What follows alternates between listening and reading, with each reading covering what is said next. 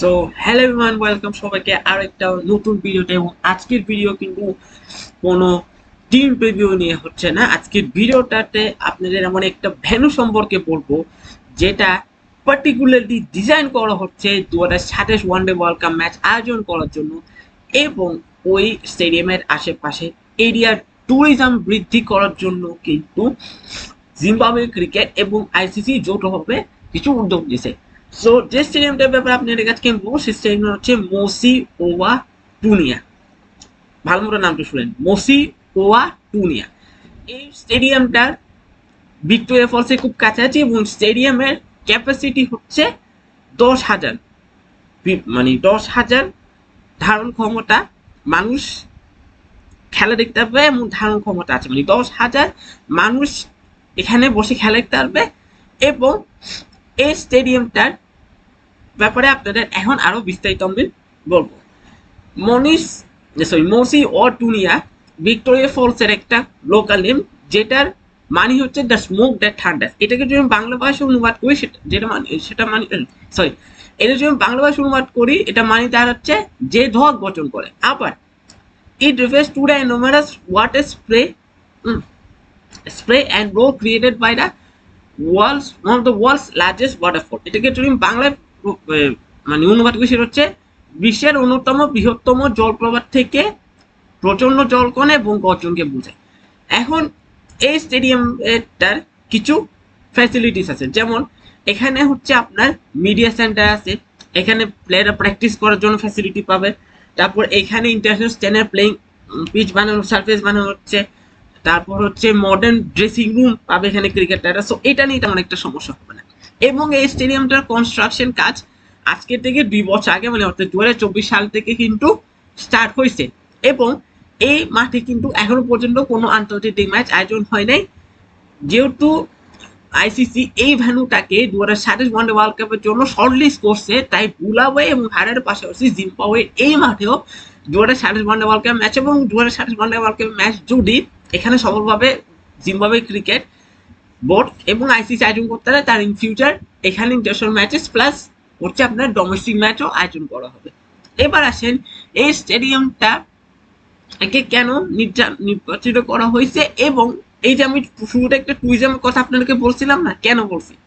এই স্টেডিয়ামটার থেকে একদম কাছে হচ্ছে আমরা ভিক্টোরিয়া ফলস। এটা হচ্ছে বিশ্বের অন্যতম বৃহত্তম একটা জলপ্রপাত।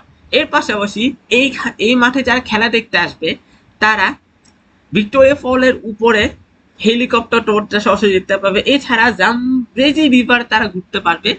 এছাড়া সাফারি পার্ক এবং দ্য ভিক্টোরিয়া ফলস ব্রিজ, এই জিনিসগুলো কিন্তু এই মাঠে যারা খেলা দেখতে আসবে তারা আলটিমেটলি উপভোগ করতে পারবে। মানে এই মাঠটা নির্বাচিত করার উদ্দেশ্য একটা, এই মাঠে ক্রিকেট খেলা হবে, প্লাস এর পাশাপাশি এইটাকে আমরা একটা ট্যুরিজম সেন্টার হিসেবেও কিন্তু রিপ্রেজেন্ট করব। এখানে আমি একটা জিনিস বলতে ভুলে গেছি, এই যে মোসি ওয়া টুনিয়া যেটা লোকাল নেম ভিক্টোরিয়া ফলস, এটা কিন্তু ইউনেস্কোর একটা ওয়ার্ল্ড হেরিটেজ হিসেবে সিলেক্টেড হয়েছে। আপনারা চাইলে এটার ব্যাপারে গুগল অথবা চ্যাট জিপিটি বা উইকিপিডিয়াটা সার্চ করতে পারেন।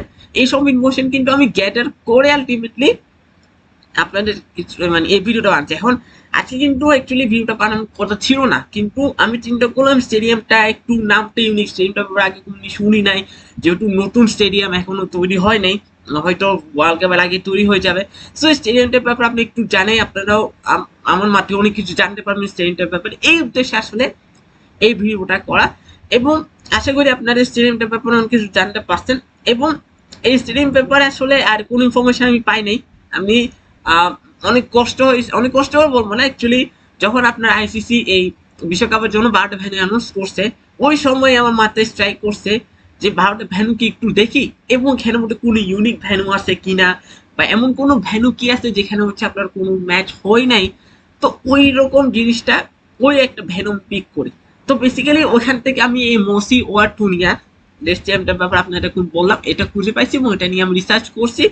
রিসার্চ করে দেন আলটিমেটলি ডিসাইড করছি যে এটা নিয়ে আমি একটা ভিডিও করব, যাতে আমার মাধ্যমে অন্তত পক্ষে মানুষরা জানতে পারে যে স্টেডিয়ামটা কি, স্টেডিয়ামটা কেন বিল্ড করেছে, স্টেডিয়ামে কি কি ফ্যাসিলিটি আছে, আশেপাশে কি আছে, এই জিনিসটা জানতে পারে। আচ্ছা, এখানে একটা আমি একটু উল্লেখ করি, এই মাঠে কিন্তু এখন কন্ডিশন কোনো ম্যাচ হয়নি, বাট এই মাঠের যে উইকেটটা এটা বেসিক্যালি একটু হার্ড টাইপ উইকেটে প্রচুর বাউন্স থাকবে, পেস থাকবে ইনিশিয়ালি। তারপর এখানে আমি একটা জিনিস উল্লেখ করিনি, এই মাঠে কিন্তু ডে নাইট ম্যাচ হলে সেখানে ফ্ল্যাট লাইট অ্যাভেলেবেল থাকবে।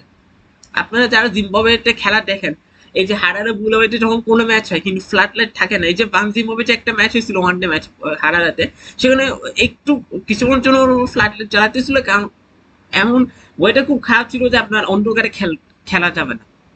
সো এই জন্য ফ্ল্যাট লাইট চালাতেছে। সো এই স্টেডিয়ামে কিন্তু ডে নাইট ম্যাচের জন্য ফ্ল্যাট লাইট আছে, এবং ফ্ল্যাট লাইটের আন্ডারে কিন্তু এই মাঠে পেসাররা অনেক বেশি হেল্প পাবে। সো এই মাঠে যেটুকু ইনিশিয়াল ম্যাচেস হয়নি, এই এই জিনিসগুলা বলা হয়েছে on the basis of the ক্লাইমেটের উপর বেসিস করে জিনিসগুলো বলা হয়েছে। উইকেটে একটু হার্ড থাকবে, উইকেটে খুব ভালো বাউন্স থাকবে, পেস থাকবে, মানে আন্ডার দ্য লাইটস পেস বলাররা অনেক হেল্প পাবে, এইটাই বলেছে। কারণ এখনো পর্যন্ত এখানে কোনো অফিসিয়ালি ইন্টারন্যাশনাল ম্যাচ বা কোনো ডোমেস্টিক ম্যাচ হয়নি।